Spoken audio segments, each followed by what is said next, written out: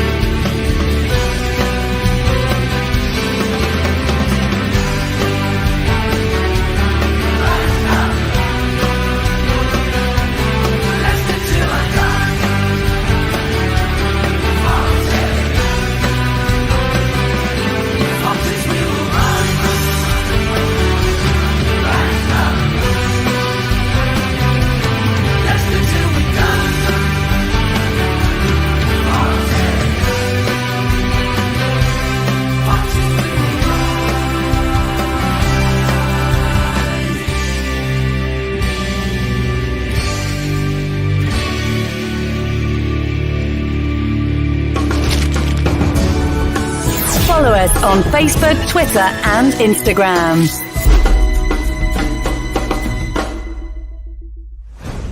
This podcast is proud to be part of the TalkSport Fan Network. TalkSport. Powered by fans. Right, Chris. All right, good evening. How the devil are we all? Well, I hope. Well, I say good evening. It could be morning, afternoon, whatever, wherever you are in the world. Welcome along. Thank you for watching. If you are watching on YouTube or Twitch, on Leicester Till I Die TV, or if you are listening on our podcast, Leicester Till I Die, on your favourite podcast platform, thank you for lending me your ears. Now, I love this show, The Conversation. I get to speak to growing up with heroes of mine. I say growing up, most of them are younger than me, but I can't, and I'm so grateful that they give up the time to come and do this. But I never ever thought that I could would meet anybody that could go home and claim, well, he said these are his words: "Come to bed tonight, I'm feeling like a stallion." But let's ask him about that. Good evening, Iain. How the devil are you, sir? Yeah, not too bad, pal. Thanks very much for having me on here. Brilliant. That is not the accent I was expecting. I'm even worse now because I've been back over here for 2 years, and I was always told I had a bit of a mongrel accent, regardless, with the Scottish kind of Scouse Canadian. Yeah, I know. There's a bit of everything in there, isn't there? So what's it like being a stallion then? Tell it. We've got to clear this up first. For me, I'm just a coach of stallions. That's all I'm taking out of it. Now I'm head coach at Woodstock Soccer Club, or Woodstock FC in Ontario, in Canada, and we're called Woodstock Stallions. Our females are Woodstock Strikers. Our males are Woodstock Stallions. So it's a name, and it's a bit of a comment that was brought up by one of my senior players a couple of seasons ago, and we were on a bit of a run as a team, and we were playing really well and winning games. And he'd said to some of the younger boys in the team, and I say younger, I mean 19, 20 years old, and saying, "Well, you can go home and tell your missus she's in bed with a stallion tonight." It's a little bit out of the blue, and it caught us all off guard, but it's kind of stuck a little bit. I'm going to say, does it mean something else in Canada by any chance? Sorry? Does it mean something else in Canada? Oh, no, it's the same thing. Same, is it? Right. It's one of those things.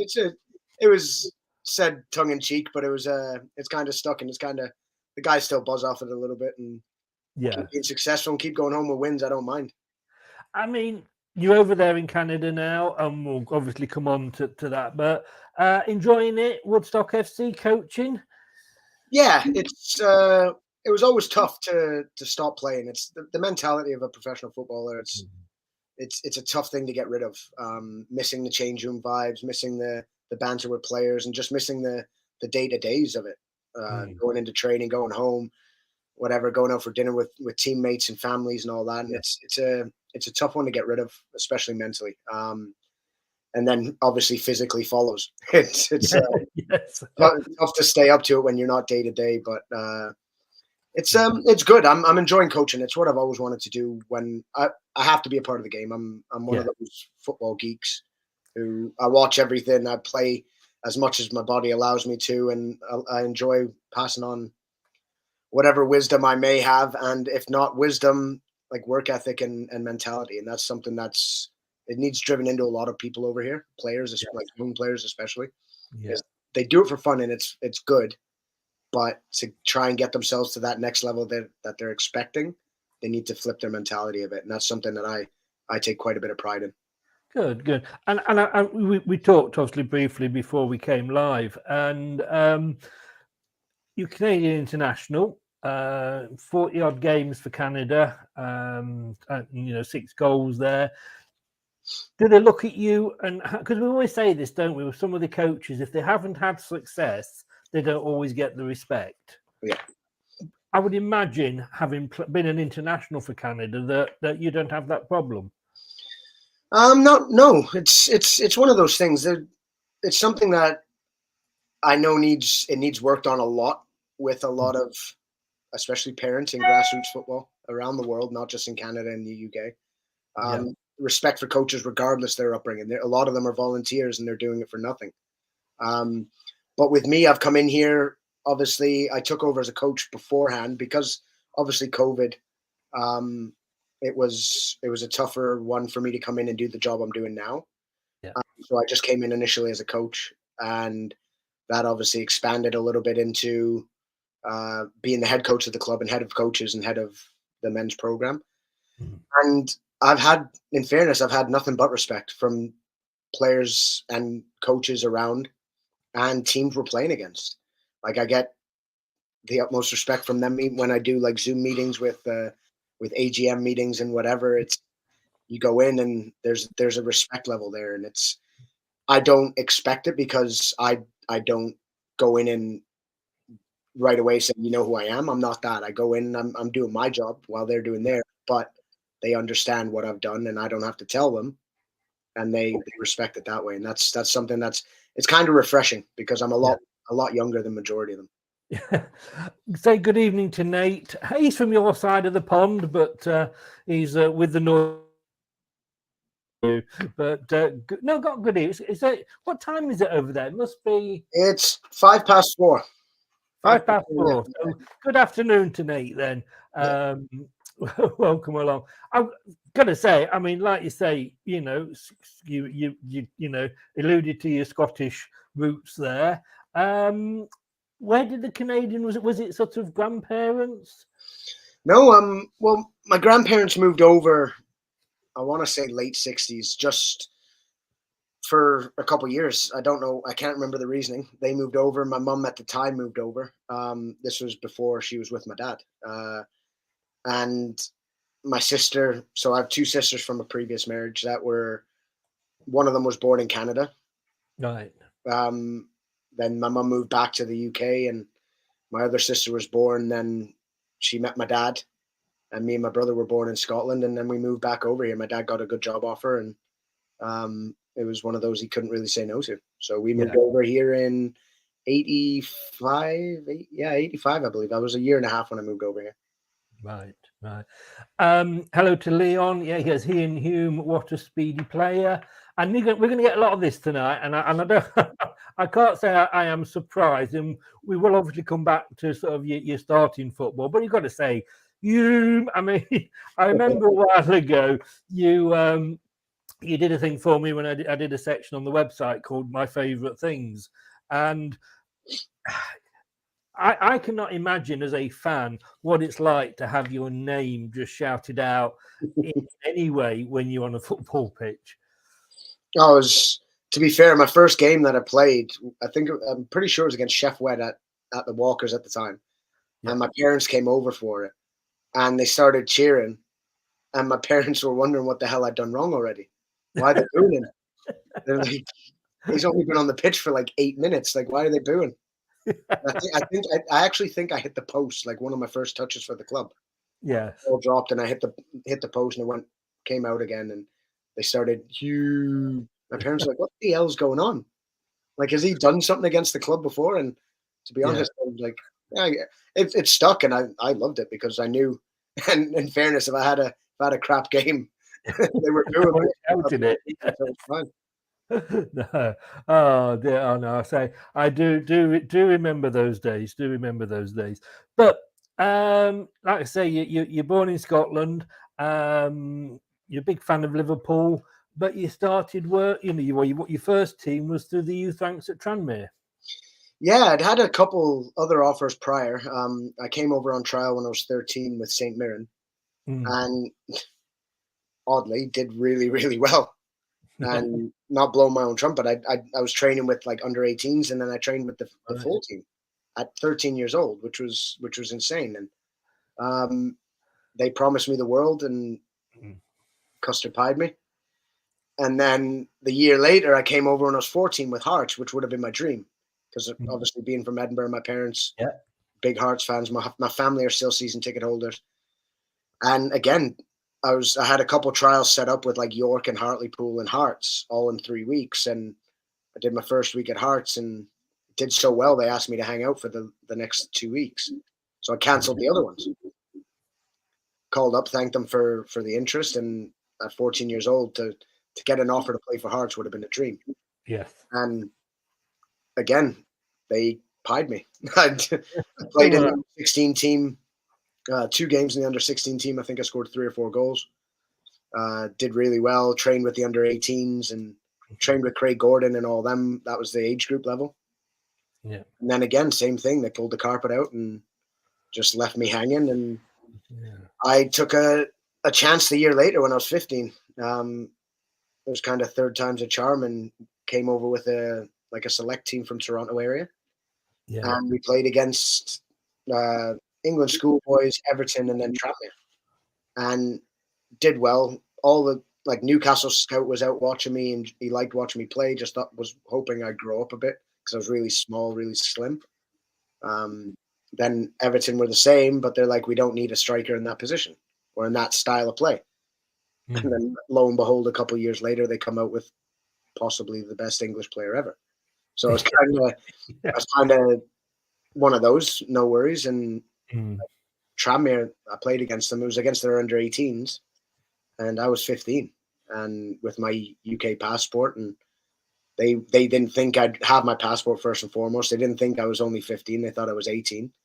And when the coach told them, they rushed to get me over on trial, and they'd already called my parents in Canada before I even got back to Canada. So it came over that year and did really well, and the rest is history. I came over when I was just before my 16th birthday and joined the youth team and went on to some good things. And was definitely. I loved it at that club, and it was just a lot of fun, to be honest. I mean, St. Mirren, I mean, we have the ties with St. Mirren with a certain Riyad Mahrez not getting on there or getting on well there either. Although he did have to sneak out on a bike, I think the story goes. Yeah. But, I mean, it's a story. I mean, we have the story of Jamie Vardy, which I had a discussion. I'll just say a quick hello to Dan, Turf Morehouse TV. What a player. Would have loved you in Claret and Blue. He's a Burnley fan. But I know. I'm surprised he's saying good things about me. Yeah, well, to be honest with you, I'm surprised he says good things about anybody. Hello, Dan. How you doing? But no, I was having this conversation with the Spurs fan the other day about whether Jamie Vardy will be remembered longer than Harry Kane. And it's the story of Jamie Vardy not giving up, and that sounds very similar with yourself. You were determined to give it a go. You got knocked back a couple of times, and then your perseverance paid off. Yeah, it's something that was kind of, and when I say drummed into me, it wasn't by my parents. It was my love. I left school at 15 years old, to my detriment now. I'm not undereducated on piece of paper. I am, but I can be quite clever sometimes. There you're talking to somebody exactly the same. I left with 2 O levels, art and maths, and I ended up painting computers. Well, that's it. Like I knew what I wanted to do, and Yeah. it was in Canada. We didn't have pathways to playing. We had a pro league, which was kind of semi-pro with Toronto Lynx and Montreal Impact and whatnot back then. And then we had university. So did I want to stay in school and play local soccer, football for the next 4 years, and then possibly go to university, or do I want to take a chance? And for me, it was a no-brainer. Having the UK upbringing, it was the mentality of my parents and my family and all that was I wanted to get involved in the UK and playing. So that was my choice. It's a try until you die kind of thing. And it kind of resonated a lot more as I got older, and I put it into the way I played, and I put it into the way I approached everything. And that's, I'm hoping majority, if not all Leicester fans remember that part of me, even though it was kind of dark days. I gave everybody everything I had. Well, I definitely remember. I mean, it was, wasn't sort of the best of times, but every club, goes through it, don't they?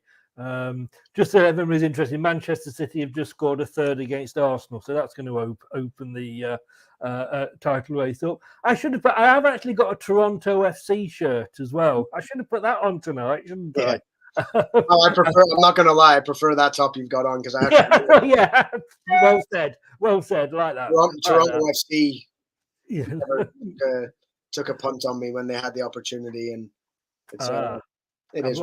But I'm glad I didn't wear it then.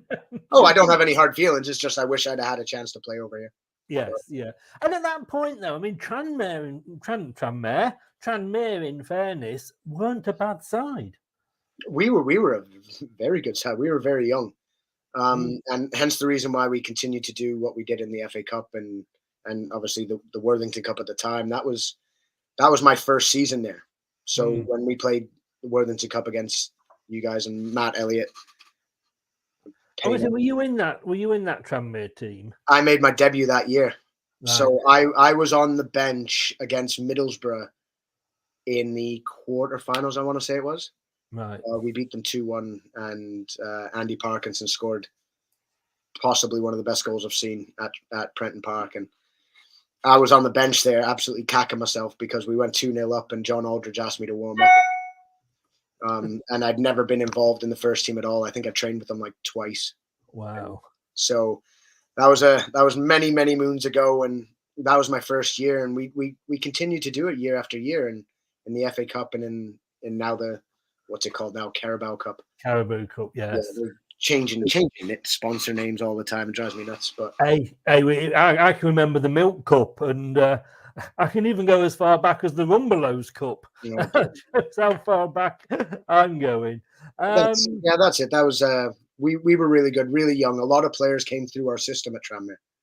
We had at one point we had something like 7 or 8 players who came through the youth team playing, and it was unheard of, and it was phenomenal at the time. And we were a selling club, unfortunately, and that's continually we were seeing players leave. And did you? I'm just trying to search. Then, did you get on in the final at all? No, I wasn't involved then. I was only in the quarterfinal that year. I made my debut after the final. I was there. I was a part of the squad. I was suited and booted and all that, but I was part of the 23 players or whatever that were in it. But I was nowhere near the match day. Can I say that I'm glad you weren't, because the result might have been different. Yeah, I was but a baby back then. It was I don't know how I'd have dealt with Big Jerry Taggart and Matt Elliott. I think Tags would have put me in the stand. They didn't used to take prisoners, them two, did they? Not at all. Again, we have Jerry on occasionally on the channel, and we love him because he won. Well, after he'd left Leicester, he collided into Dennis Wise and nearly strangled him. So we love him for that. Tags was there as a coach when I was still at the club, and he was quality.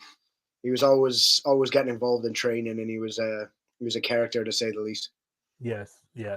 Daniel says here, how can you not like a man who scores? Let's say scores goal for me on Football Manager. Yeah, I'm not gonna lie. I was a good utility player on Football Manager back then. I wonder how many players are bored because of the Football Manager or FIFA stats, you know. But no, I mean that was weird for me, because that was the last final, League Cup final at the old Wembley.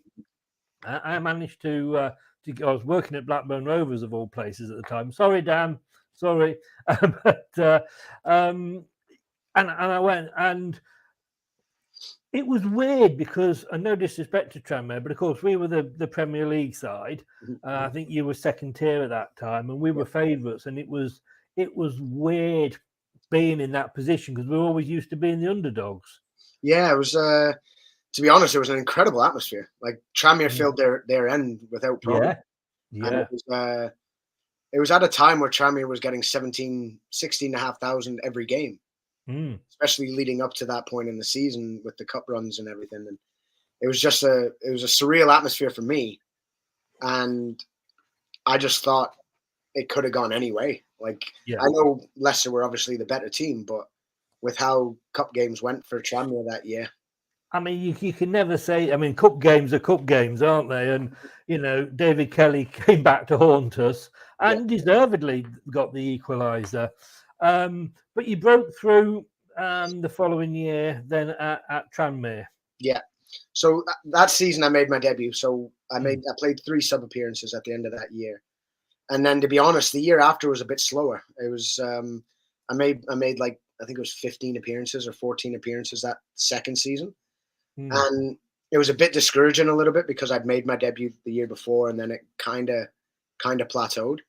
The big one for me was the year after that, where I just started playing a lot more often. I think I played something like 30 odd games my third year, and I started scoring a couple goals here and there. And I think that's kind of where I grew into being an adult in a way. I was what, 18, and I just started growing and learning my game, and with the senior pros that were around me was just helping me no end. And the next 2.5 years after that, prior to my move to Leicester, I just continued to go up in standards and set standards for myself, set standards for me by coaches and other players. And it really helped me. And that was pivotal in my career because it got me really understanding where I wanted to be.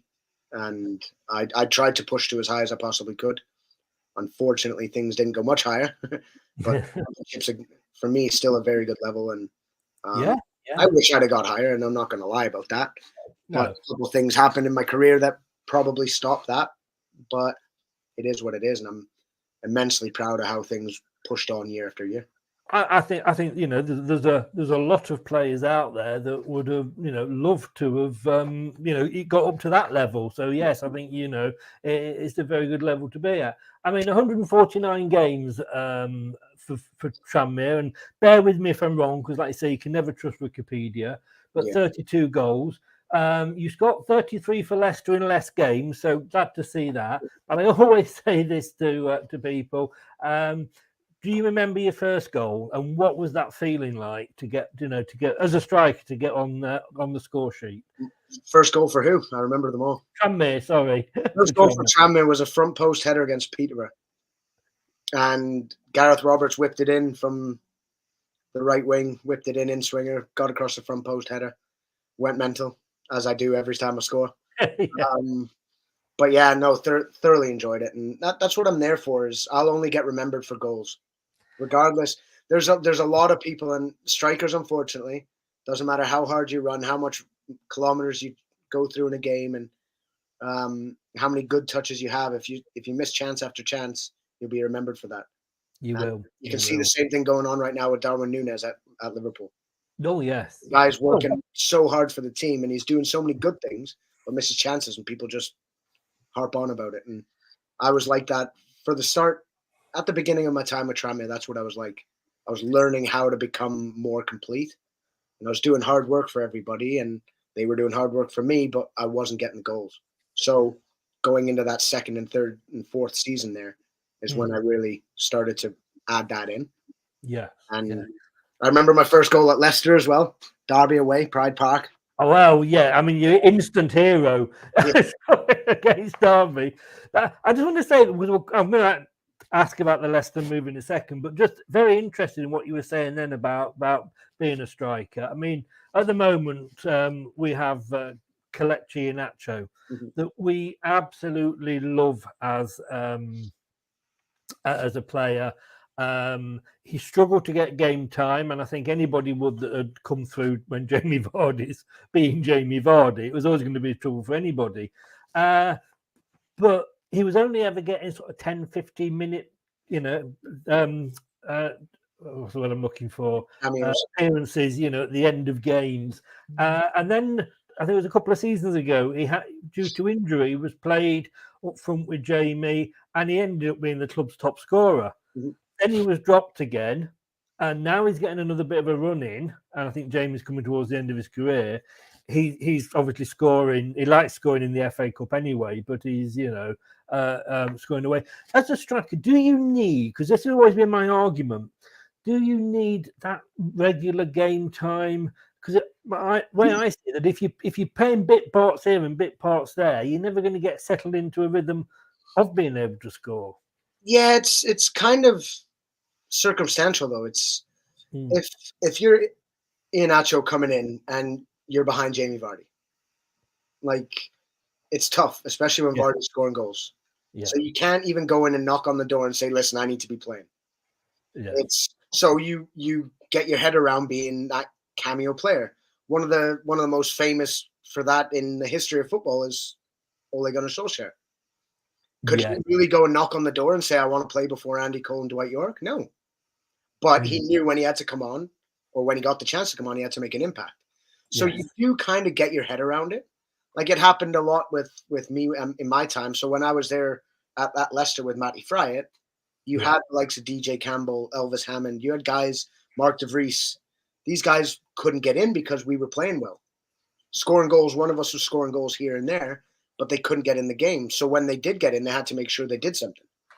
And it happened with me towards the end of my time there when I wasn't playing. You had Stevie Howard, or you had Barry Hales, or you had Carl Court at the time.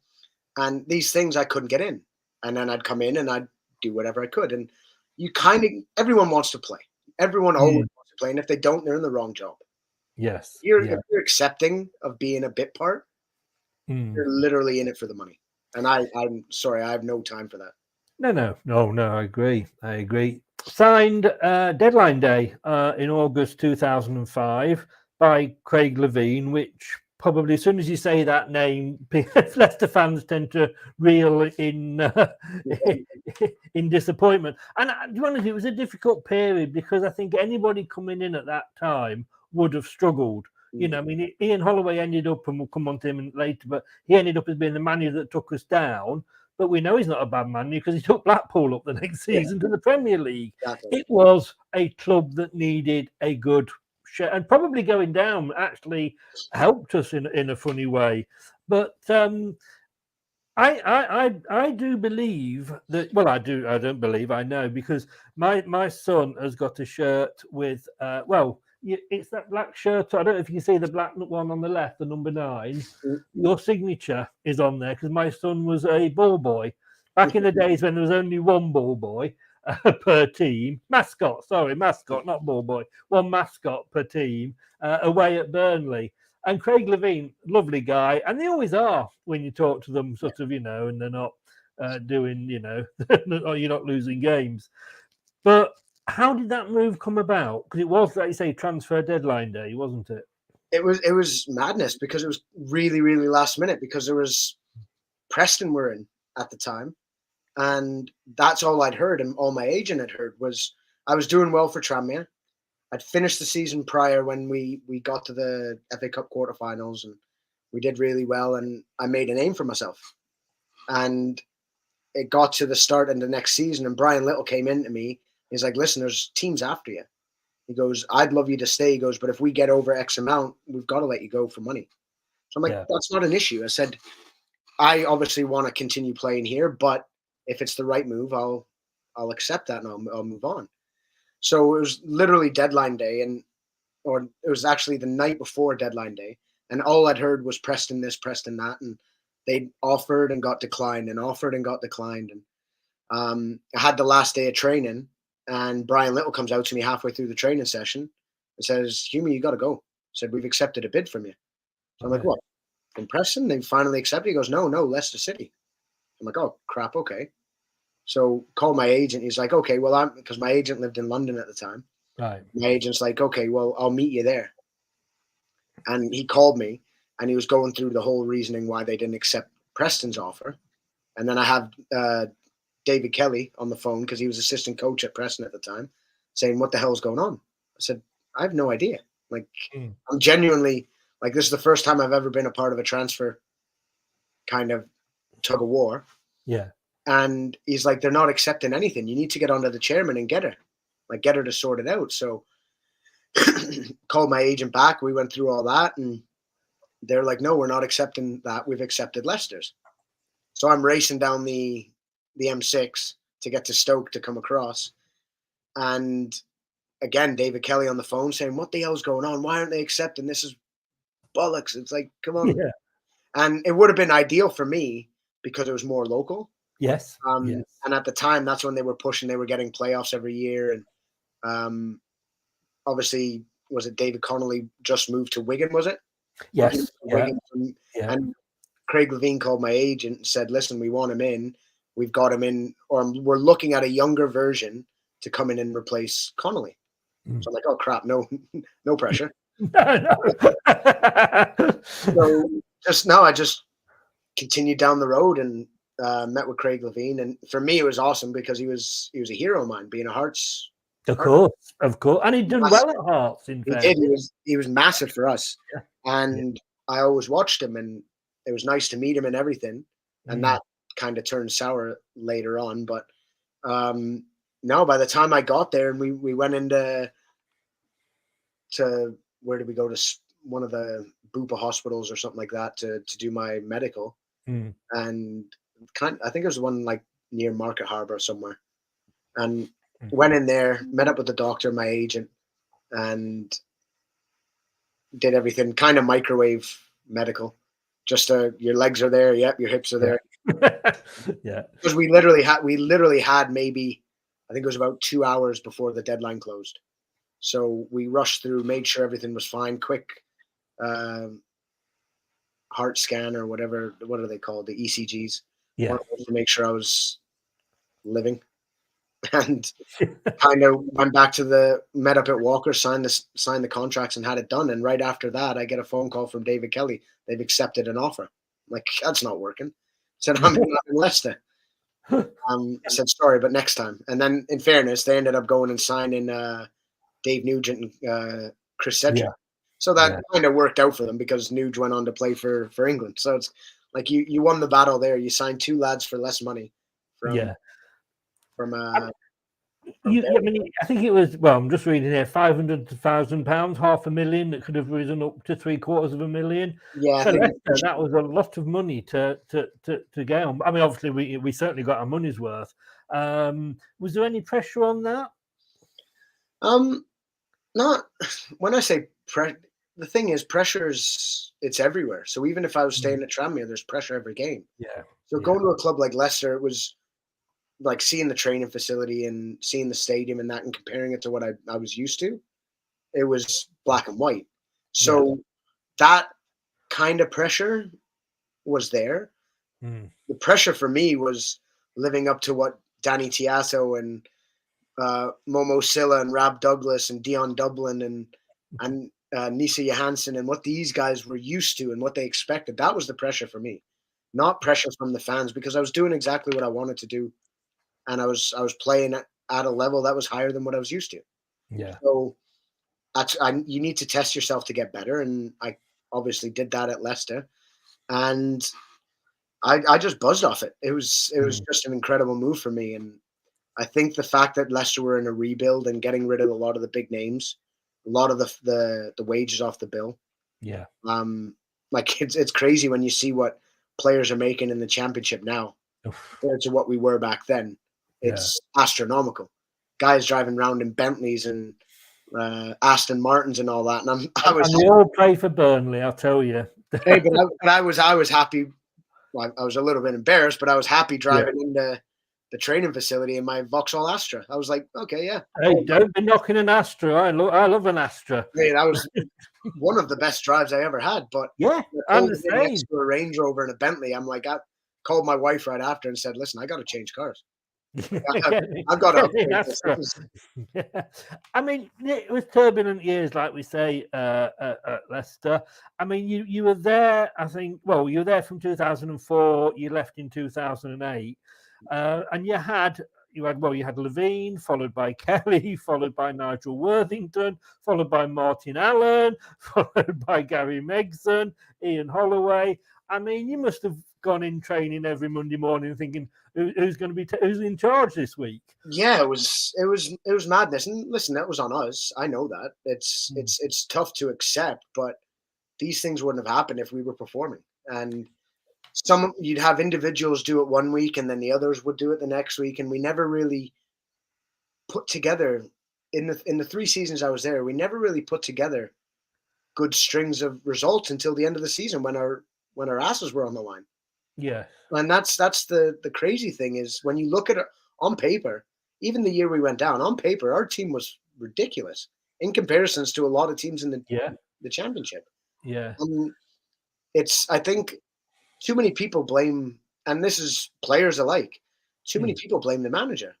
At the end of the day, we're the ones who go on. You set us up, we go on, and we don't provide the results that we need. And we needed a lot more accountability, and we had too many people who shirked that. And that's whether it was because we had young players coming through, or too many young players, or we had too many guys coming in on loan, or too many guys coming in for money, or what. We just shirked too much accountability, and that ultimately is what put us down. And as sad as we all were, like, it was heartbreaking, that last game at Stoke. It should never come to that. Should never have. And I, for one, I always gave everything I had, but I'm not clear of blame either. And I accept that. And it's tough. It's tough to look back on those days. It is, but I mean, this is, I'm not saying, you're wrong, but I always look at the manager and thinking, especially these days, the managers are quite often on as much as the players. And it's the managers that pick the players. It's the managers that set the tactics out. And it's the same in any job. If you're in sales, if you're not performing, it's for the manager to make those decisions about changing things around, and the buck stops with them, as they say. But I mean, that was at the time. I mean, I think we had, financially we were struggling. We had Milan Mandrić come in, who signed my other shirt, which is not up yet, is going up this week. Remember watching you at a game away at Accrington in the League Cup under Martin Allen. I mean, you had a few different ones there. I've got to ask you about, well, Rob Kelly. Everybody loved us there, and he kept us up that season. Nigel Worthington was only ever there, I think, as a caretaker. Very good coach, by the way. Very good manager, and I wish they'd have kept Nigel. I can say as a fan, I wish they had done. It was so hard. I'm not going to lie. His training was so intense, and the work we had to do, it was different to what we were used to. Yeah. And when he came in, the first session, he's like, "Okay, everybody outside," gets on the whistle, and we're instant run. And I hate running, so I'm not going to lie. Like, I hate doing running unless you put me on a pitch. Yeah, I hate running with a passion, and I've never denied it. As soon as I'm on a pitch, it's different. But then as soon as you started putting in the stats for games and this and that, and we got the pro zone in, and we spent thousands and thousands of pounds to put in this pro zone, and these different managers, statistics took over football. And if you didn't run 10K, you didn't do enough. If you were this position, you didn't run 8K, it wasn't enough. Nigel Worthington came in and he's like, bollocks to that. Like, let's just go out and work hard. You walk off the field knowing you gave everything, we'll get the result we deserve. And we started doing it. and then we changed the season kept us up, and then we changed it. Yeah, he did like to go through his managers, old Milan, didn't he?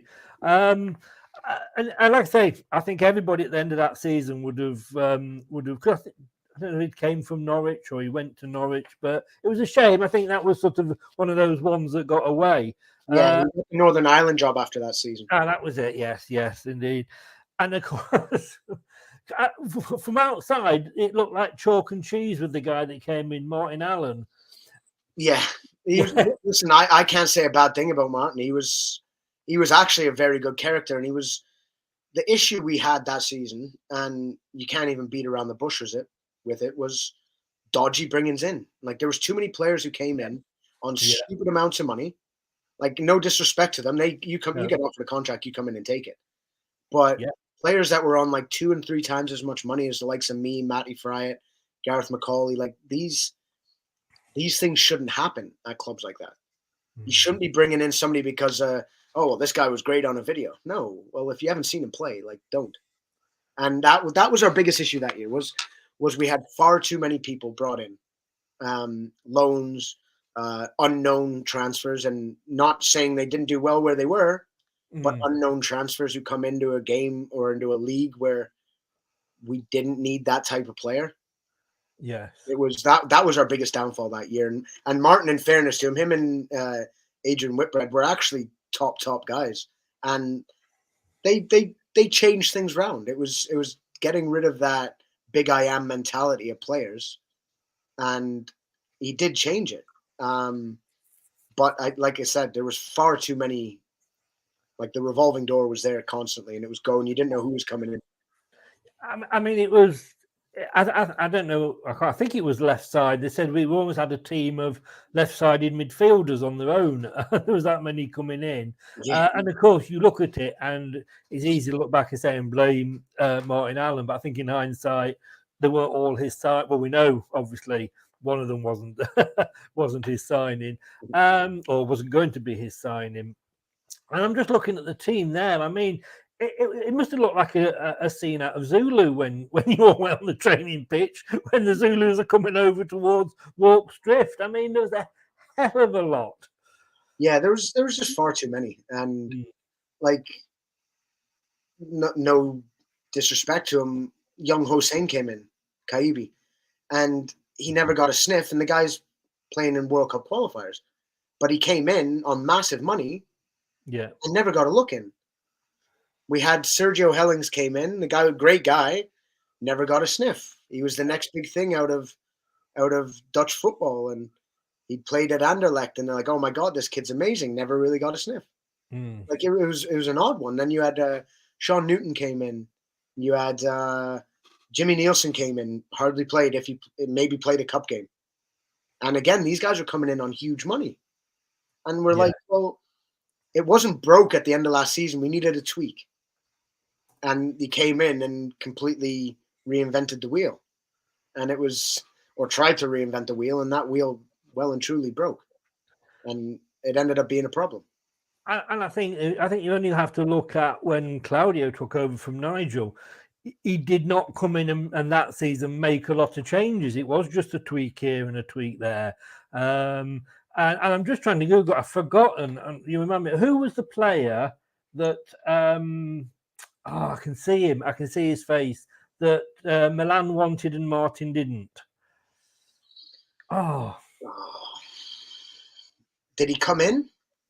No. Apparently, he was sent home from out. He was sat in the in the lobby at what was then the Walkers, and.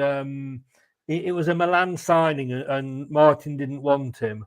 Where was he coming from? It was an ex-Chelsea player. I can't. I'm just seeing here. It's going to annoy me that until the end. But somebody will pop up on the comments with the answer for you. Somebody will, hopefully. Somebody will.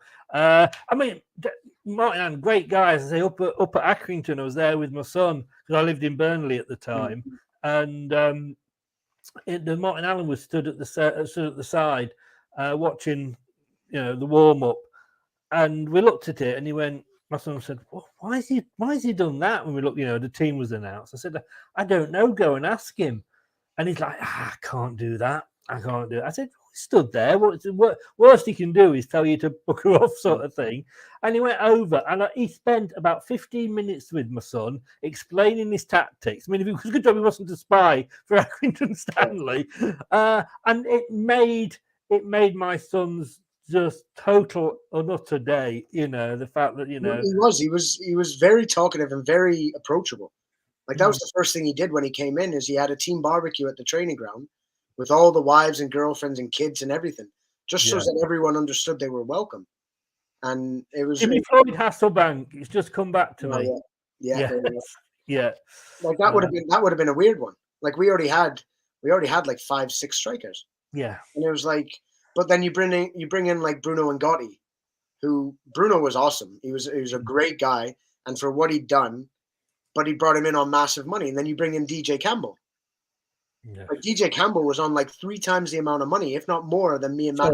I felt a shiver go down my back then when you said that. No, but the thing is, DJ was an amazing goal scorer. But at the time, it wasn't something we needed. You know what I mean? Like, it wasn't an instant, we need this, let's get him in. But it was frustrating and demoralizing for likes of myself and Matty, Matty went on to bigger and better things and banging 30 goals the following year and making the money that he deserved before his injuries. But at the time, they're bringing in players on, like I said, 3 and 4 times as much money as us regulars who were playing. So that was very demoralizing for us. And we didn't know how to take it. And we're like, well, like, how do you want us to approach this? We're getting paid decent money. But it's also hurts when you've got these guys coming in and sitting behind us. Yeah. Just not bothered raking in the money. And DJ was a good player, and he ended up going on to prove it at Blackpool. But for us, did we have to throw money at him? I didn't think so. Could have been spent elsewhere. Yeah. I think as well we went through a period, didn't we, where we bought a lot of players that were names, if you like, that end of the career, no disrespect to them, when at the peak they would never have considered coming to Leicester. No, not at all. But I've got to say, were you there when obviously there was the infamous incident, and thankfully he was fine? Was it Clark Carlisle who had the heart attack? I was sat right next to him. It was me, Clarkie, and Darren Kenton. So we were sat at halftime. Listen, we were getting our asses kicked. It was an absolute beating that first half at Forest. Yeah. And we were lucky it was only 1-0. And came off, and everyone, he's like, comes in, goes, everyone calm down, relax, have a drink, we'll talk in a minute. So we sat down, and Kent was sat, I was sat, and then Clark in the middle. And he just went kind of like head down like that, and we just thought he was ticked off with the half. Head down, and next thing you know, he goes to keel over, and Darren or Kent caught him just before he hit the floor. Wow. So he would have face planted the floor, and you never know what could have happened then. No. Kent's just caught him right before he hit the floor. Physios came in and kept him alive. That was the craziest 15, 20 minutes of my life in football. That was mental. And thankfully, Dave Rennie and Tom Freeman, the 2 physios at the time, were as adequately set up and educated as much as they were, because they saved his life. And thank God, yes. He was literally the color of your shirt when we were in the change room. Wow. And that's when they changed all the protocols. All the protocols for the defibs, they're supposed to be every 60 feet in a stadium, or every 100 feet in a stadium. Whereas Forest were on the far corner from where the change rooms were. So that's where their St. John's ambulance was. So rather than having one around the change rooms and having the ambulance around the change rooms, they're on the opposite diagonal corner where the away fans were. And they had to get that over. It took almost 10, 15 minutes. Oh, and if it wasn't for Tom and Dave, Clark would have been, and horrible to say it, but thankfully he's all right now, but he would have been dead. It wasn't even a question. And it was scary times. Like, it's, oh God, yeah. A lot of it now, but back then you didn't hear a lot of stuff like that. And for that to happen was just freakishly scary. And thankfully those 2 guys were there. Yeah, oh yeah, definitely. Because a lot of rumours at the time were that it was brought on because Martin Allen was given the verbals out, but it doesn't sound like that was the case at all. No, not yet. He did have a go at us, rightfully, but then said, "All right, let's settle down. Let's everyone have a drink. We'll have a talk in a minute." And then that was it. And they asked us if we wanted the game off, and the guys were like, honestly, like that's why when we did have the replay, we gave them the goal to start. We knew we were behind, but nobody was in the right frame of mind, and it was totally, understand. And like you say, it's it's bad whenever it happens, but for it to be sat next to you, and fair play to Nottingham for allowing the game to be cancelled. And like you say, we did have then the amazing sight of watching the goalkeeper run the whole length of the field and put the ball in, which I think was morally the right thing to do. Well, we decided who was Martin Allen decided who was scoring, because you know what football's like. Unfortunately, people in and around the game, if you get told, well, we're giving you a goal before the game, then people will lump a bet on somebody and they'll give it to whoever and they'll go and do it. Yeah. So Martin said right before the game, he goes, okay, well, we're going to give you guys a goal. We're going to start out 1-0 down, but I'll decide right before kickoff who's going to score. Was it Martin or Gary Megson that was in control? Was it then? I think it was Gary Megson. Well, it might have been, yeah. So yeah. Who didn't stay very long. I mean, again, he seemed to come in and suddenly things were turning around, and he seemed to tighten it up at the back, and then skedaddled off to Bolton in the Premier League. I mean, there's your answer. Well, exactly. And I've got this. I mean, yeah, I always say, what would I do in that situation? And I guess, to be honest with you, it might well be the same. I don't know. But you'd think about it, certainly. But what was Milan thinking of, not tying him down to a contract? From what I remember, he had him on till the end of the year. Right. But if a team from the Premier League came in, he was allowed to speak. Right. I may be absolutely throwing rubbish in the air there, but I think that's what it was. And it's one of those things you can't really stand in his way, because he might just quit. Contracts, especially if it's a short-term contract. Yeah. Talking about Nottingham Forest, it's almost like they can hear through the ripples, isn't it? We get Luke in the True Red. Good evening. We were just talking, Luke, about the game when we gave you a 1-0 start, and you still went on to us. So, I didn't mean to say that bit at the end, but so Gary didn't go, and then Ian Holloway came in, and I've got to be honest with you, I like the guy. I do. Again, he was their manager when my other son was mascot at the away game at Burnley, and he wanted to come, and that was the thing. He was so desperate to come that he was on gardening leave, I think, at Plymouth. But I think we were just doomed by then, weren't we? We were already down. It's an odd one, because when he came in, and I don't say this with any disrespect, I think they gave him too much. Right. Like, he came in, and in the January transfer window, they said, here's your coffers. Go and do with it what you please. But if you want to bring players in, we have to get players out. And I can't remember what the figure was. I don't know if it was like 5 mil. He came in and gave him 5 million and goes, listen, you need to get guys off the books. You need to get players in. And he had ideas of who he wanted, who he brought in. Like, for me, right away, Stevie Howard and Matty Oakley were perfect signings. Even if, like, Stevie coming in hindered my playing time sometimes, he was a player who just got promoted with Derby. Him and Matty both done it. They both got up there. They both knew what it was like.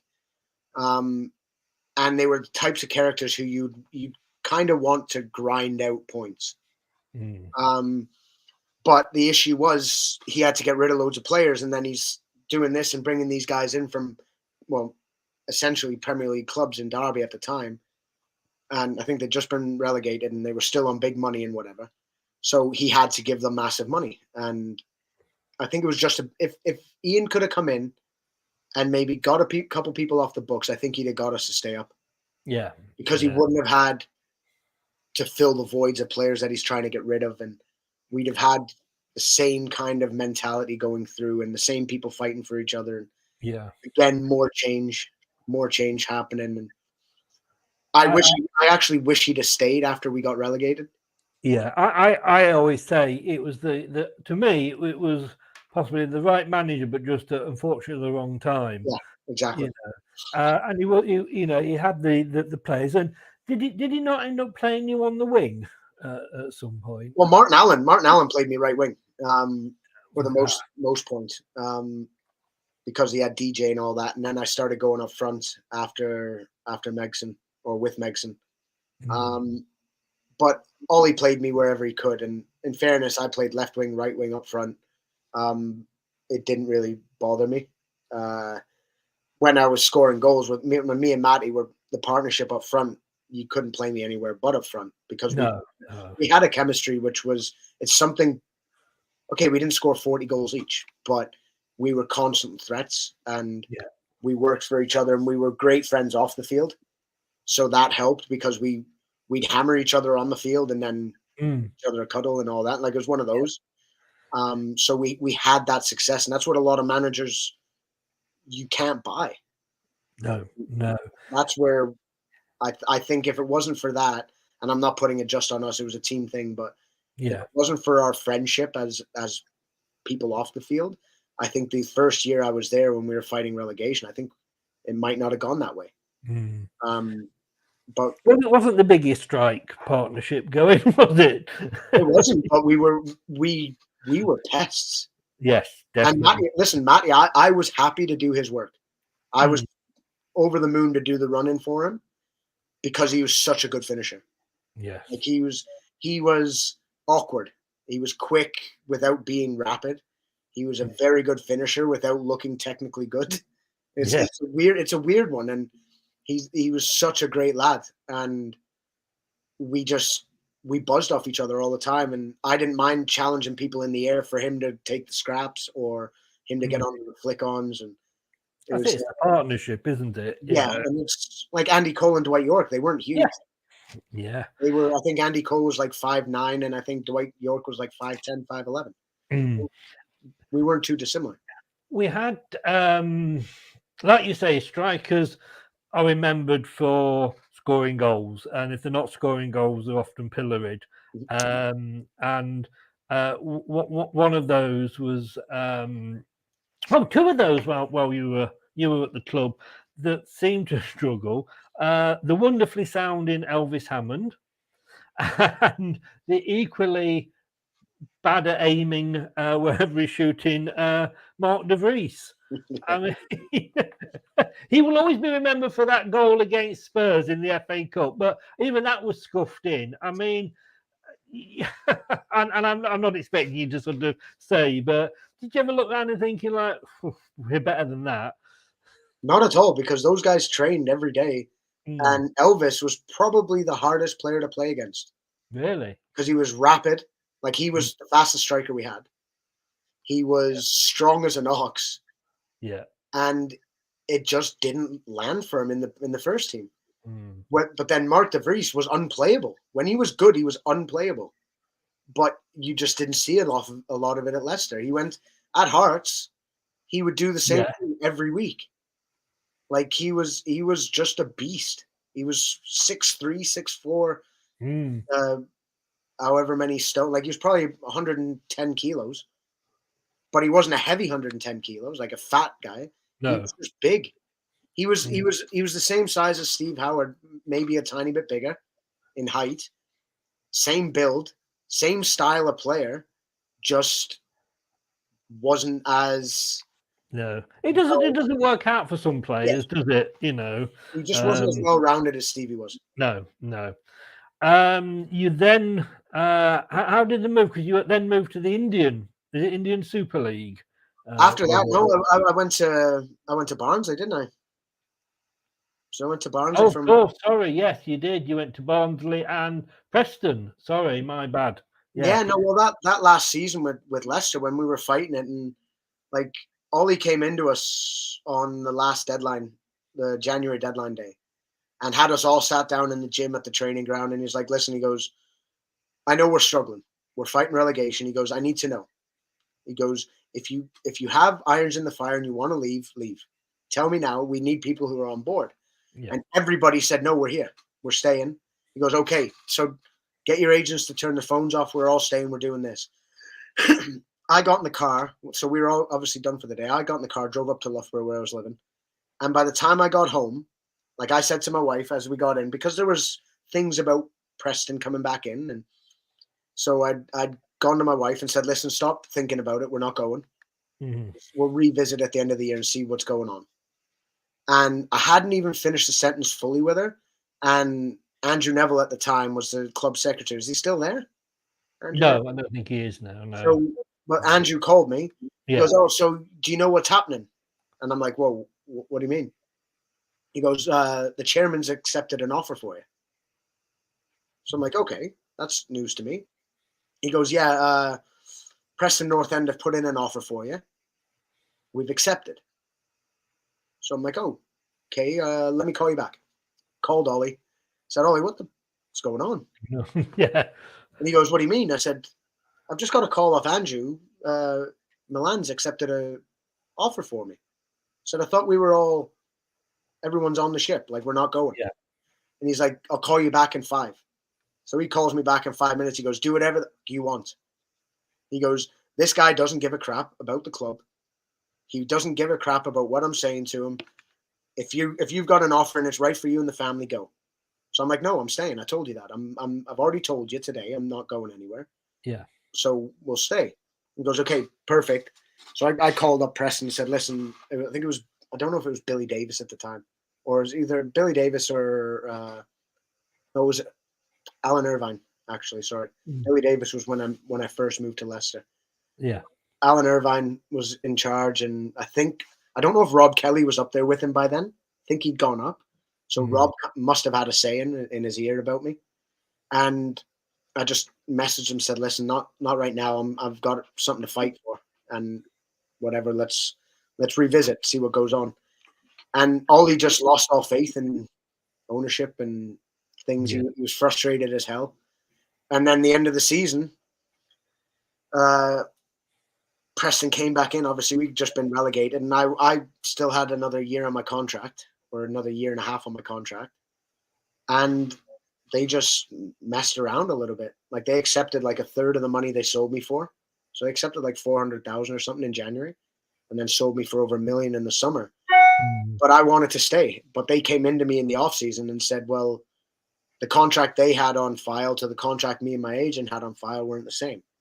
It said that my wages cut in half, which happens. I know it does, but it wasn't something I was aware of myself signing. So I was content. I bought into a new mortgage in Loughborough and pumping my money into it. And I was looking I still had time on my contract, and because I'd signed a new one halfway through. So you did. I still had 2 years left, 2.5 years left. And they're like, oh, no, well, the one we've got on file in the FA says it cuts in half. I said, well, you've offered, and I knew because I was good friends with some of the players who were being shopped around. I said, you've offered this guy X amount of money to stay on his contract, stay and fight. I said, well, if you can do that with me, and by the way, I wasn't on massive amounts. I was on a lot less than others. But I'm like, if you can do the same for me, I'm staying. I've got time left on my deal. I'm happy to stay. Oh, well, we can't do that. We haven't said that to anybody. I said, that bullshit. I said, because I know my teammate, I'm very good friends with, has told me this. And end of the day, he's like, well, we can't do it. I said, well, then I can't stay. I said, it is solely a financial reason. I can't stay. Yeah. I just couldn't afford to do it. And that was, I couldn't buy out of my mortgage. I couldn't do that. My wife wasn't making money. My wife was only working part-time because of obviously my job.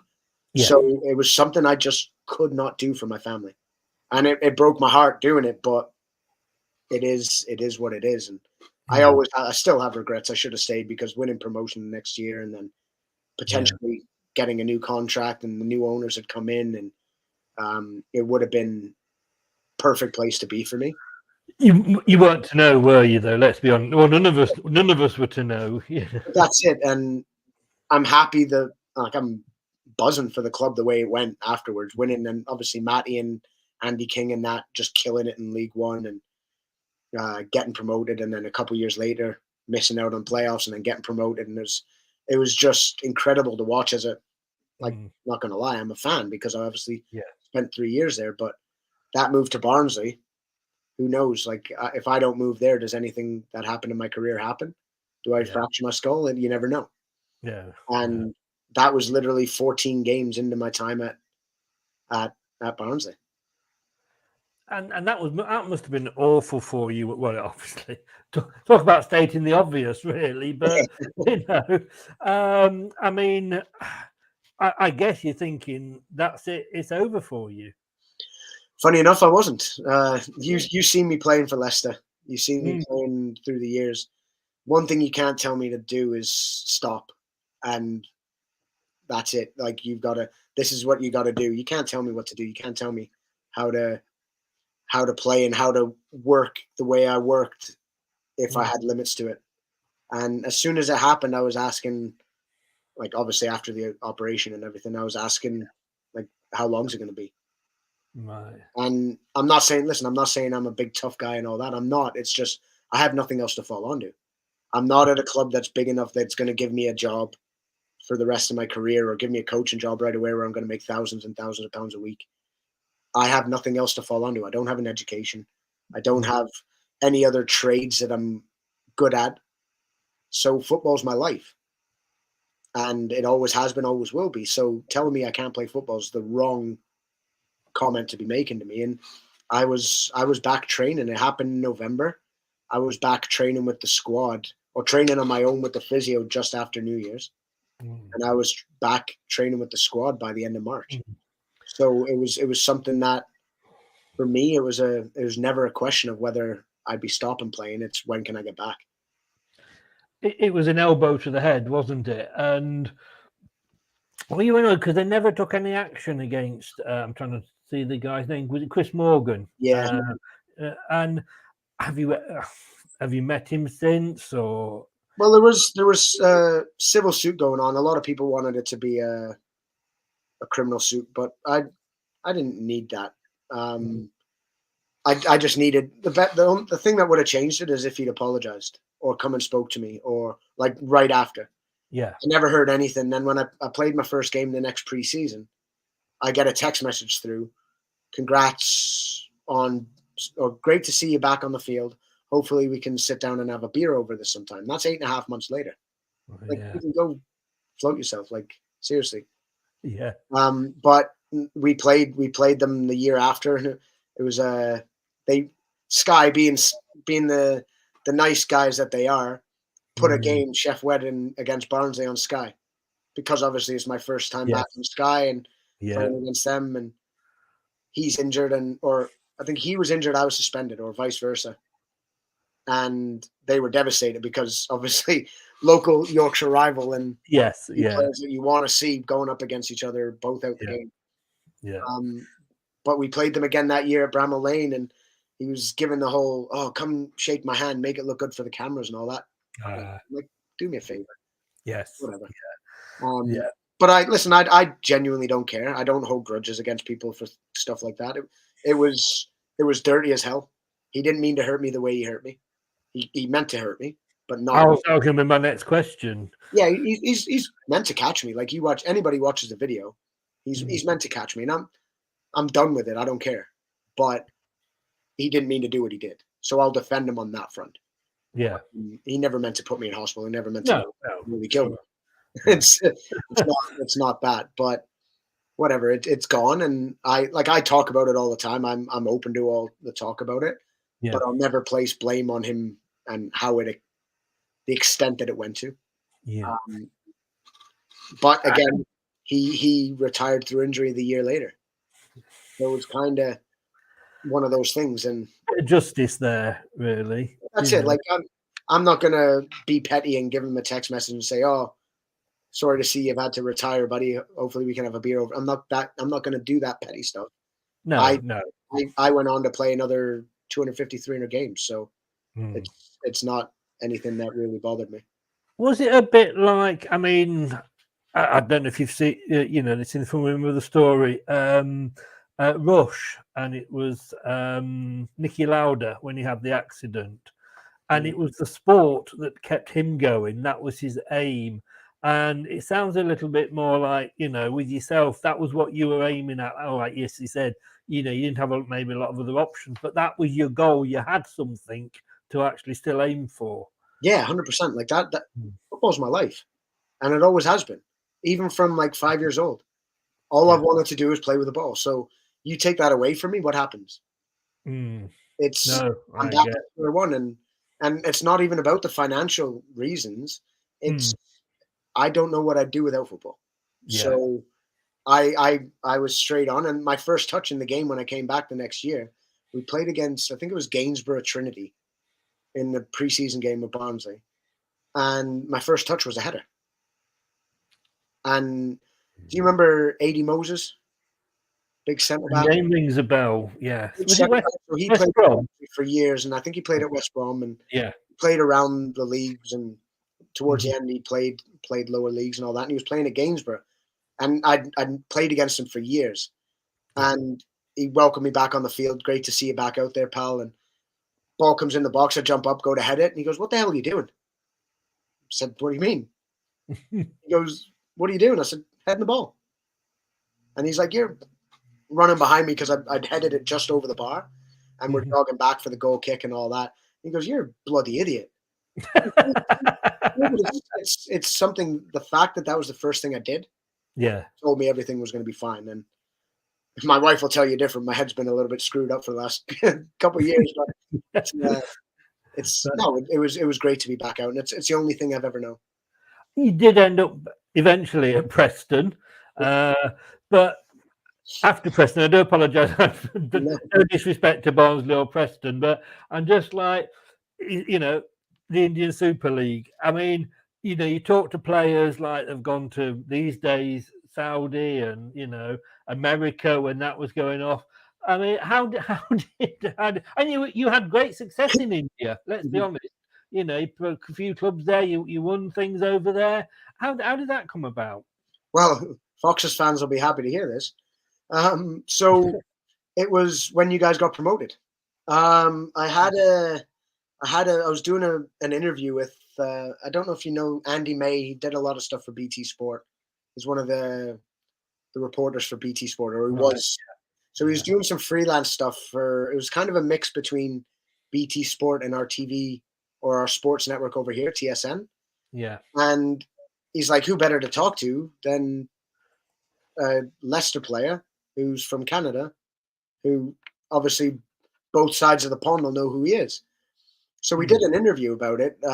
He came down and seen me in Tranmere. So we'd moved back to Tranmere when I was at Preston, and he'd come to see me, and they're like, "Oh, so how do you think?" Like, we going on about how I thought the Foxes would do. Do I think they'd stay up? Do I think they'd push for Europe? And I said, I'll be perfectly honest. I think they'll finish mid-table, maybe just above mid-table. I said they've got the fundamental core of their team is set for playing in the Prem. And if they add to it, if their owners are splashing money, then they'll be fine. And then at the end of the interview and everything, he's like, "Have you heard about this new league in India?" And I'm like, to be honest, no. And I'd never been out of contract. So this was my first ever time in my career contract. So I was 30 years old and I'd never been out of contract. So it was weird. And I was trying to get to the MLS. I was trying to come over to Toronto or to Vancouver, Montreal, and all this pie in the sky stuff that people were saying they were interested. They never ended up showing full interest. So this one comes up and he goes, "Have you heard about this?" And he goes, "They've asked me to go out and do some punditry or some commentary work." Yeah. He goes, "I can't do it because I'm signing into a deal with BT." And I'm like, "No, I haven't." He goes, "Well, here, call this guy." So I give it to my agent, got him to call him up, and they're like, "Yeah, in a heartbeat. Like, we don't have a Canadian player in the league. We don't have an current international in the league. We're this, that, the other. Like, get him in." And it wasn't even money. Like, the money wasn't, and I'll be honest, it was the lowest paycheck of my career. Right. Like, since my first couple of years at Trump, it was the lowest paycheck of my career. But it was like, you know what? I'm 30 years old. I've played 500 games, plus 500 plus games, and I'm fighting for a trial. I'm like, I'm not doing this. I need to get away from this. Like, there's far too many politics going on around, and that was just my feeling. And people might think it's, oh, suck it up and go on trial. Well, I would have done it if nothing would have come up. But at coming up 30 years old and playing the amount of games I've played and been through what I've been through, I didn't want to do that. I was being kind of snooty about it. And so I went out there, and they're like, here's the contract. Every foreign player's on this amount unless you're a marquee player. So every foreign player's on similar amount. The local players, the domestic players will be on different types, but it's a draft. So I literally went to bed, and there was a draft in the morning because there's obviously 6.5 hour, 7 hour difference. And I woke up knowing I'd been drafted to Kerala Blasters. And it ended up being, so I went out there with David James was my player coach. You had Michael Chopra went first overall, obviously being of Indian origin. Yeah. Big I am that they were bringing out there. Yeah. And then, so he went first overall. I went first in the second round. And it was weird. It was incredible, but it was weird because I ended up playing against people I'd only been near in Football Manager and FIFA. Yeah. I mean, 5 years you went. Can you remember everything you won over there? Majority of them, yeah. So the first year I won. So I lost in the finals with Kerala. We were favorites for the wooden spoon. We got to the final. Yeah. I had a good season, and I didn't score a lot of goals, but I did what I do. Yeah. And pain in the ass to everybody around me. We got the finals and lost in the 95th minute. That year I won the Player of the Year. So that was voted for by the managers of all the teams and the players and whatever. And I won the Foreign Player of the Year, which was kind of like the FA or the PFA sort of Player of the Year or Players Player of the Year sort of thing. So I did that. Second year, first year I was in Team of the Year. Second year I was in Team of the Year. Third year I was in Team of the Year and won the trophy. I won Fittest Player of the Year, which is a weird trophy, but the second season I won Fittest Player of the Year. I played every minute bar 7. Right. And then I was in Team of the Year for the first 3 years. Fourth year, I snapped my ACL. So I went back to Kerala in my fourth year and snapped my ACL just after Christmas. So that was the end of my season there. And then I kind of went back for one more year at Pune or FC Pune. I didn't really play as much as I would have hoped until towards the end of the season with the recovery from my knee and everything. And then I just decided it was, I'm at the end of my wick. So I kind of wanted to go out while I could still walk. And I could have probably forced out a couple more years if I'd have gotten the right environment and gotten the right setup. But it was one of those things, family over football. Yeah. Mike says there, us Foxes fans loved you, Ian. And Nate, just a few questions here that were in the chat. Nate says, we talk sometimes about players from other countries coming to England and it taking time to adjust. What was it like adjusting to the culture in India and building the sport on another continent? I absolutely loved it. I'm not going to lie. I absolutely loved it. See, I'm not a big curry eater. Like it's something I've never hidden from. I like all your meats and everything. So I went over there. So the culture, as far as the food went, I was a little bit picky with it. But everything I would be the same.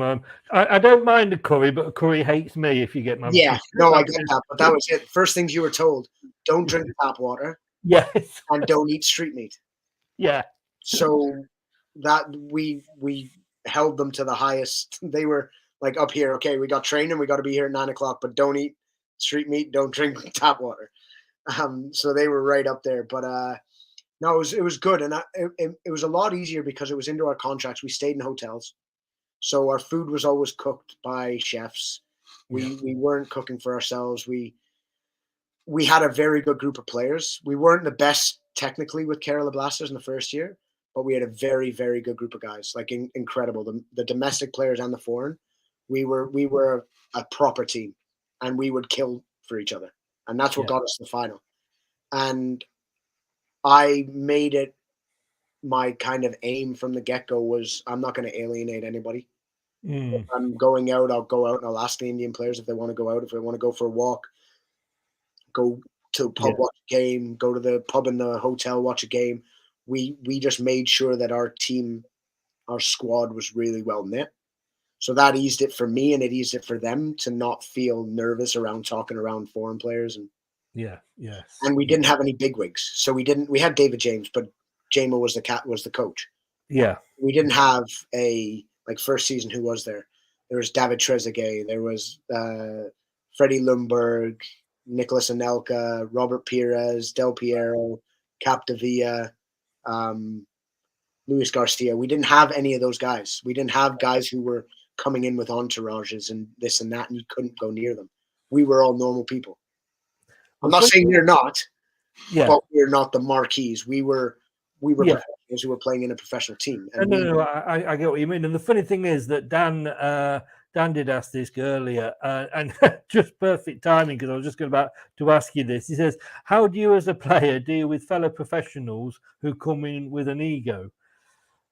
It happens. It's and that's any team. So any squad you're in, doesn't matter where you are. There's people from different walks of life who have different egos and different approaches to everything, and whether it be a French player, Dutch player, English player, Scottish player, Portuguese, Spanish, everyone comes in with a different mentality.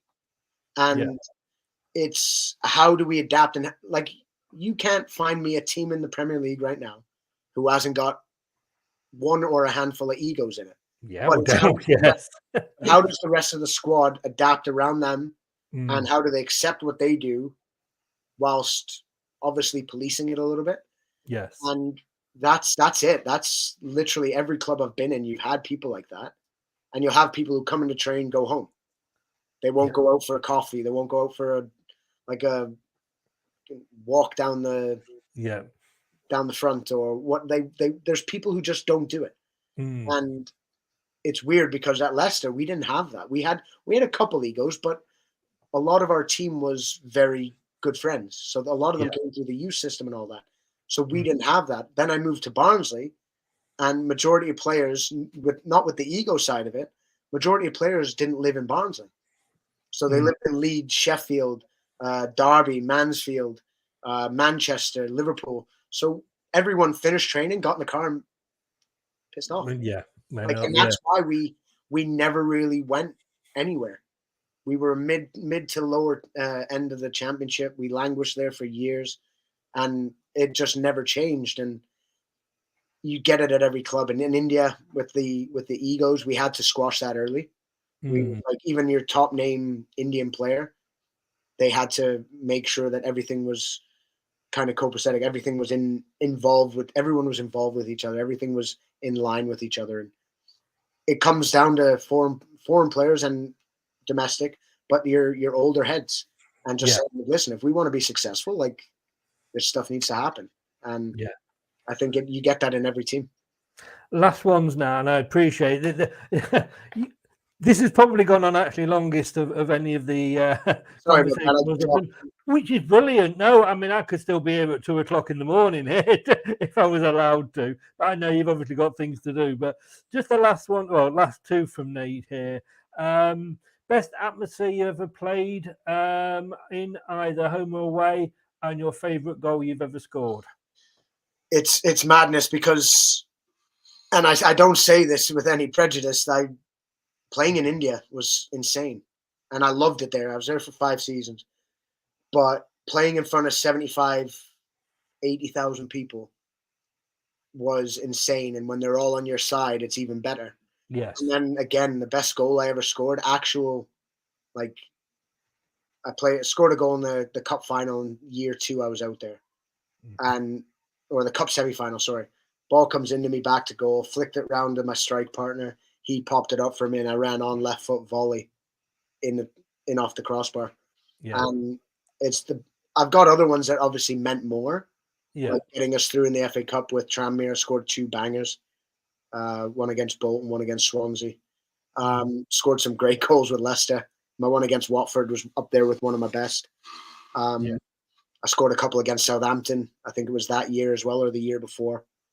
And I'm a weird one. I enjoy every goal as much as the other. It's nothing wrong with that. And it's interesting to see that your memories are of your time in India, which is great. It says so much about you. Iain, like I said right at the start, I mean, I have to pinch myself that I'm doing this and I'm talking to my heroes, and you were one of those on that pitch. I mean, I say there's been so many Humes in the chat, I can't put them all up. Really, thank you for everything you did at Leicester, and thank you so much for giving up your own time to come on here and do this. And glad everything is going so well for you over there in Canada. And probably don't blame you being over there the way things are going in this country at the moment. It's not too dissimilar here. Is it? Oh God! Yeah, I got in my mind then this utopia of I wish cost of living's not. Listen, it's not as drastic as back home, but it's not easy either, and it's frustrating a lot of people around the country, and I hope everything evens itself out and makes it a lot more. I'm sure it will. Well, at the end of the day, whatever happens, we haven't got missiles going off around our heads and things like that, so we have to count ourselves lucky. I mean, like I said, there's a friend of the channel, Melina, and she's based in Toronto, I think it is. And I watched there's a Netflix program, Don't FECK with Cats, and it's about a Canadian serial killer. So actually thinking about it, maybe it isn't any different over there. I'm 2 hours from there, so don't worry about that. We can deal with that there. Don't buy a cat, whatever you do. I'll tell you. It's been a pleasure, mate, and I say thank you so much for giving up your time and coming on. Really, really do appreciate it. All the best to you and your family moving forward. Thank you very much. Continue being a stallion. Hey, I will do for a while. Season, I'm just ramping it up for a season now, so we're getting ready to go and push for everything. So that's another team I'm going to have to follow now. Go. All your fans there, get following us on social media. Woodstock Stallions Prem Team. There's nothing you got to hate about that name, Woodstock or Stallions. I love it. We'll keep in touch. Hopefully, I'll see how the TFC follow the team. And thank you so much, and all the best to say you and your family. Thanks again for having me on. And anytime, if you want to have a chat in the next couple of months, 6 months, a year, doesn't matter. Just fire me a text. We'll get it sorted. We'll keep an eye. We'll have a chat about Woodstock later in the season. Perfect. Good. Brilliant. Iain, you're a gentleman, sir. Thank you so very much. Yeah, thank you again. Take care. Thank you. Bye-bye. Bye-bye. Thank you so much to Iain there. Really do appreciate it when these guys give up, because it's their own personal time. He's got a job. Woodstock Stallions, what a name for a football club. You can't not like it. We're going to have to do something for Woodstock Stallions, I'll tell you. We really, really are. Let me tell you what's coming up next. What's coming up next, Chris? Coming up next on Leicester Till I Die TV.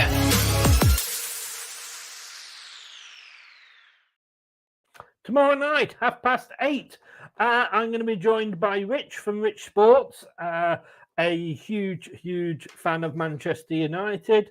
And tomorrow night at 8:30, we're going to have half an hour's worth of stats, and then he's going to join us.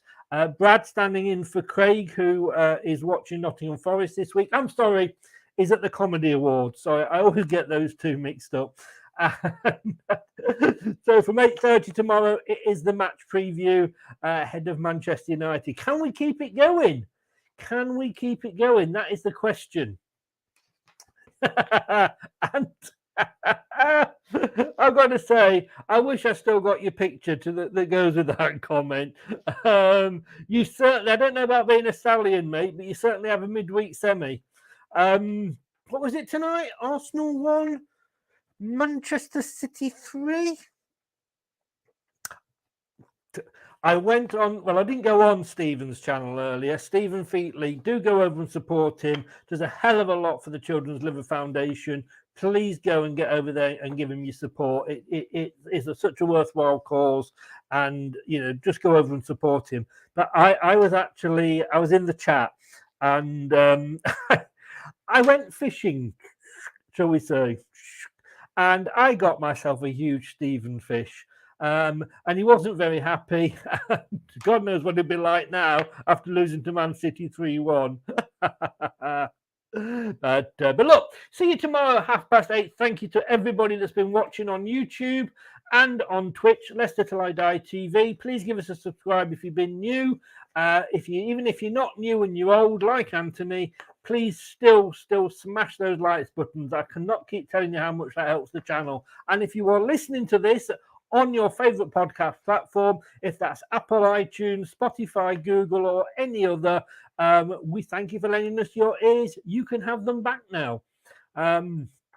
Arsenal are not winning the league, Chris, says Anthony. Well, it's all going a little bit wrong. All I'll say is thank everybody listening or watching. Here's Tony. Thanks for watching. These videos are tremendous. You'd better like them too, or I'll be back.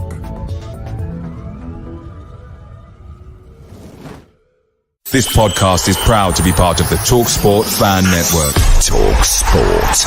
Powered by fans. That's all, folks. Thanks for watching Leicester Till I Die. This is Chris saying goodbye and see you next time.